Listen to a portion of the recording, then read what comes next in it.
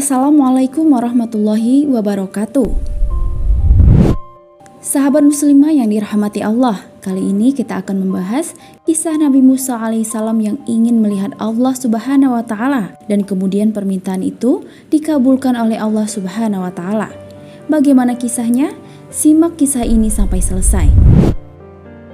Pada suatu ketika, Nabi Musa alaihissalam memenuhi panggilan Allah subhanahu wa ta'ala setelah beliau menyempurnakan batas waktu yang telah Allah tentukan dalam keadaan berpuasa, yaitu selama 30 malam pada bulan Zulqaidah dan ditambahkan 10 malam pada bulan Zulhijjah, sehingga genap menjadi 40 malam.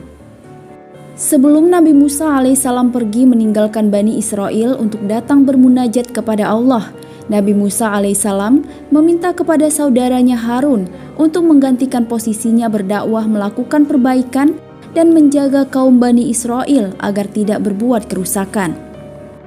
Pergilah kemudian Nabi Musa alaihissalam menaiki sebuah gunung, yakni Gunung Sinai atau Tursina. Allah subhanahu wa ta'ala menurunkan firman dan menurunkan Taurat kepada Nabi Musa alaihissalam. Ketika Nabi Musa telah diberikan derajat dan kemuliaan yang sangat tinggi, ia juga dapat mendengar firman Allah secara langsung. Lalu ia meminta kepada Allah untuk menyingkapkan hijab yang memisahkan dirinya dengan Tuhannya. Berkatalah Musa, "Ya Tuhanku, tampakkanlah diri Engkau kepadaku, agar aku dapat melihat kepada Engkau." Surat Al-A'raf ayat 143.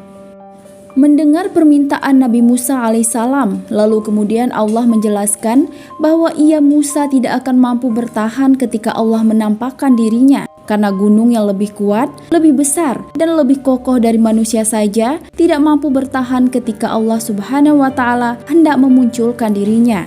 Lalu berfirmanlah Allah subhanahu wa ta'ala, "Namun lihatlah ke gunung itu. Jika ia tetap di tempatnya sebagaimana sedia kala, niscaya kamu akan dapat melihatku."